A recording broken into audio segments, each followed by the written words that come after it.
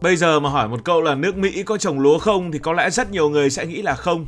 Bởi vì trong những suy nghĩ quen thuộc, Mỹ gắn liền với bò, với ngô, đậu tương và công nghệ, chứ không phải hình ảnh của ruộng nước, con trâu và cái cày như châu Á.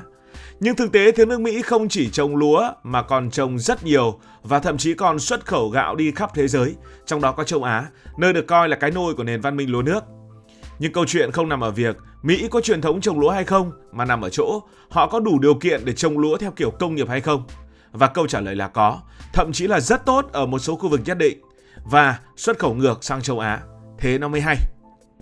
Muốn hiểu vì sao nước Mỹ trồng được lúa thì phải nhìn vào địa lý của đất nước này. Và khi nhìn vào bản đồ của nước Mỹ, bạn sẽ thấy ngay một điều rất rõ. Quốc gia này rộng khủng khiếp, nhưng không phải chỗ nào cũng phù hợp cho nông nghiệp lúa nước truyền thống. Phía Tây nước Mỹ có nhiều sa mạc và vùng khô hạn, phía Bắc thì lạnh, mùa đông dài và khắc nghiệt. Các vùng núi như là dãy núi Rocky thì địa hình dốc, không thể làm ruộng nước. Điều đó có nghĩa là chỉ có một số khu vực nhất định mới hội tụ đủ 3 yếu tố quan trọng: nước, đất bằng phẳng và khí hậu ấm áp. Và khu vực quan trọng nhất chính là lưu vực của con sông huyền thoại, sông Mississippi. Đây là một trong những hệ thống sông lớn nhất thế giới, kéo dài hơn 3.700 km, chạy xuyên suốt nước Mỹ từ Bắc xuống Nam. Điều đáng nói không chỉ là chiều dài mà là vùng đất xung quanh con sông này. Đó là một vùng đồng bằng rộng lớn, bằng phẳng, được bồi đắp bởi phù sa qua hàng nghìn năm. Nhìn vào bản đồ đồng bằng sông Cửu Long của Việt Nam, bạn cũng sẽ thấy những sự tương đồng đáng kinh ngạc. Cũng là đất thấp, nhiều nước, nhiều phù sa và dễ canh tác. Chính vì vậy, vùng này của nước Mỹ trở thành trái tim lúa gạo của cả nước. Trong khu vực này có một bang, đó là bang Arkansas. Đây là bang sản xuất gạo lớn nhất của Mỹ, chiếm gần một nửa tổng sản lượng. Nói một cách dễ hình dung, nếu ngành lúa gạo của Mỹ là một câu lạc bộ, là một đội bóng, thì Arkansas chính là tiền đạo ghi bàn nhiều nhất. Ngoài Arkansas còn có Louisiana, Mississippi và Texas, tất cả đều nằm trong gần lưu vực Mississippi. Những khu vực này có một lợi thế rất lớn, đó là nguồn nước gần như vô hạn, địa hình bằng phẳng thuận lợi cho cơ giới hóa và khí hậu đủ ấm để trồng lúa. Đây chính là nền tảng để nước Mỹ xây dựng ngành lúa gạo của mình. Nếu vùng Mississippi là nơi sản xuất số lượng lớn, thì California lại là nơi làm ra những loại gạo cao cấp. Nhưng điều thú vị là California không phải là nơi tự nhiên thích hợp cho lúa nước theo kiểu truyền thống. Khí hậu ở đây mang đặc trưng địa Trung Hải, tức là mùa hè khô và nóng, mùa đông thì mát hơn. Thế nhưng đừng lo, bởi vì người Mỹ có một thứ rất mạnh, đó là hệ thống thủy lợi và quản lý nước. Tại thung lũng Sacramento, họ đã xây dựng một hệ thống tưới tiêu cực kỳ hiện đại, dẫn nước từ sông và hồ chứa về ruộng. Nhờ đó họ đã biến một vùng đất không hoàn hảo thành nơi sản xuất gạo chất lượng cao. Điểm đặc biệt của California đó là gạo ở đây hạt tròn, dẻo, rất phù hợp với khẩu vị của người Nhật và người Hàn. Và chính vì vậy, gạo ở đây không cạnh tranh trực tiếp với gạo Việt Nam hay Thái Lan, mà đi vào một phân khúc khác, phân khúc cao cấp hơn, nơi người tiêu dùng sẵn sàng trả giá cao hơn để có chất lượng ổn định. Vậy là chúng ta đã có điều kiện địa lý để nước Mỹ trồng lúa. Thì họ trồng kiểu gì? Điểm khác biệt đầu tiên, và cũng chính là thứ gây choáng nhất, chính là quy mô. Ở Mỹ, nông nghiệp đã trở thành công nghiệp. Đặc biệt tại các bang như Arkansas hay vùng đồng bằng quanh Mississippi, ruộng lúa không còn là những thửa nhỏ chia manh mún như ở Việt Nam. Thay vào đó là những cánh đồng rộng bạt ngàn kéo dài đến tận cùng chân trời. Cò bay không chỉ thẳng cánh mà còn mỏi cánh và gãy cánh. Một trang trại vài trăm hecta là chuyện bình thường, còn những nơi lớn có thể lên đến cả nghìn hecta. Khi diện tích lớn như vậy, cách tiếp cận cũng buộc phải thay đổi. Không thể làm theo kiểu lấy công làm lãi mà phải vận hành một dây chuyền sản xuất quy mô lớn, quy mô công nghiệp. Chính vì thế, bước đầu tiên, gieo trồng đã hoàn toàn khác.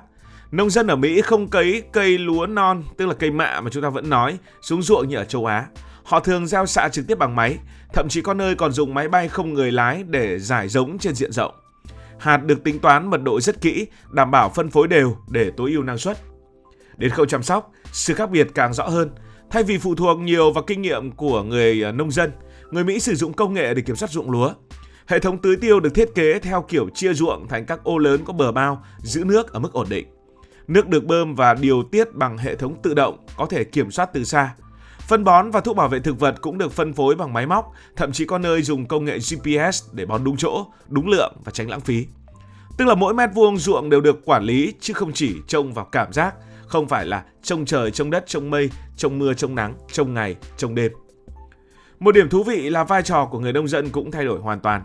Nếu ở Việt Nam, người trồng lúa thường phải chân lấm tay bùn, thì ở Mỹ, họ giống như một nhà điều hành hệ thống. Họ ngồi trong cabin máy kéo có điều hòa, theo dõi dữ liệu trên màn hình, điều chỉnh hoạt động của máy móc. Nhiều trang trại còn sử dụng phần mềm để theo dõi độ ẩm của đất, thời tiết và năng suất từng khu vực. Nói cách khác, nông dân ở Mỹ trồng lúa giống như kỹ sư vận hành nhà máy hơn là những người nông dân áo nâu truyền thống. Đến mùa thu hoạch, sự khác biệt lại càng rõ.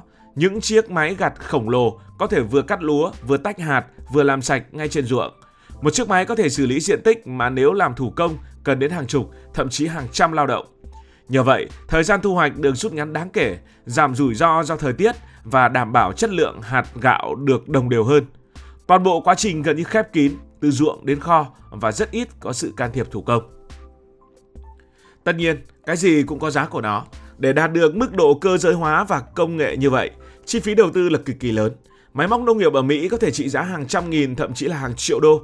Nhiên liệu, bảo trì, nhân công, kỹ thuật cao, tất cả đều đắt đỏ. Đó là lý do vì sao dù năng suất cao, gạo Mỹ vẫn khó cạnh tranh về giá gạo với các nước châu Á. Nhưng đổi lại, họ có một thứ rất quan trọng, đó là sự ổn định, đồng đều và khả năng kiểm soát chất lượng ở mức gần như tuyệt đối. Đây là một sản phẩm công nghiệp chứ không phải là một sản phẩm nông nghiệp nữa. Và chính điều đó giúp họ tồn tại và có chỗ đứng riêng trên thị trường toàn cầu.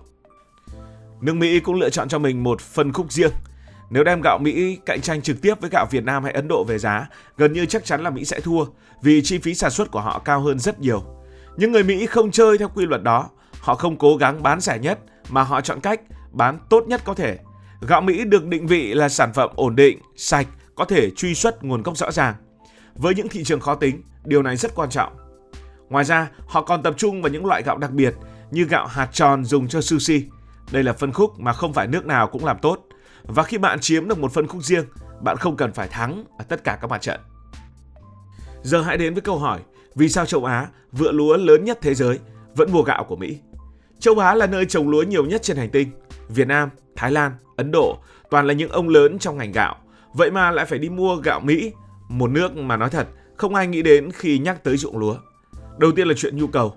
Những nước như là Nhật Bản hay Hàn Quốc đúng là có trồng lúa thật, nhưng đất của họ ít, lại còn bị đô thị hóa. Bạn tưởng tượng như thế này, đất nhỏ, dân đông, rồi còn phải dành đất để xây dựng nhà cửa, nhà máy, đường xá, thì lấy đâu ra ruộng mà trồng cho đủ ăn. Chưa kể chi phí sản xuất ở đó còn rất đắt, làm ra một cân gạo nội địa có khi còn đắt gấp rưỡi, gấp đôi gạo nhập. Thế nên nhập luôn cho nó nhanh mà lại tiết kiệm. Tiếp theo đó là khẩu vị. Không phải gạo nào cũng giống gạo nào. Người Nhật, người Hàn, họ ăn hạt gạo tròn, dẻo, dính, kiểu để ăn với sushi hay là cơm cuộn. Mà cái loại này, Mỹ, đặc biệt là vùng California lại làm rất ngon, rất thơm và rất đều. Kiểu mỗi bao gạo mở ra gần như là giống hệt nhau, không bị lúc ngon lúc dở như một số nơi khác. Với những thị trường khó tính như Nhật, sự ổn định này quan trọng cực kỳ. Họ sẵn sàng trả giá cao hơn một chút, miễn là chất lượng luôn chuẩn. Và cuối cùng là yếu tố không nói thì ai cũng biết, đó là chính trị và thương mại. Mỹ có rất nhiều hiệp định với các nước, trong đó có những cam kết kiểu như mở cửa thị trường, nhập một lượng nông sản nhất định. Nó đơn giản là đôi khi mua gạo không chỉ là chuyện ăn uống, mà còn là chuyện giữ quan hệ, giống như kiểu làm ăn phải có qua có lại. Bạn bán xe, bạn bán công nghệ cho tôi thì phải nhập lại một ít nông sản của bạn. Nó là câu chuyện lớn hơn nhiều so với hạt gạo đi vào từng nồi cơm. Trên bản đồ ngành gạo, nếu nhìn về số lượng, Mỹ không phải là một ông lớn. Sản lượng của họ chỉ vài triệu tấn mỗi năm, thấp hơn rất nhiều so với Ấn Độ hay Việt Nam. Nhưng nhìn về sự ổn định, chất lượng và khả năng xuất khẩu, họ vẫn là một trong những nước quan trọng. Và đúng là họ có xuất khẩu sang châu Á thật. Cảm ơn vì đã quan tâm theo dõi câu chuyện này. Nếu cảm thấy thú vị và bất ngờ, bạn hãy nhấn nút đăng ký kênh, bật chuông thông báo và chia sẻ. Giờ thì xin được nói lời chào, tạm biệt.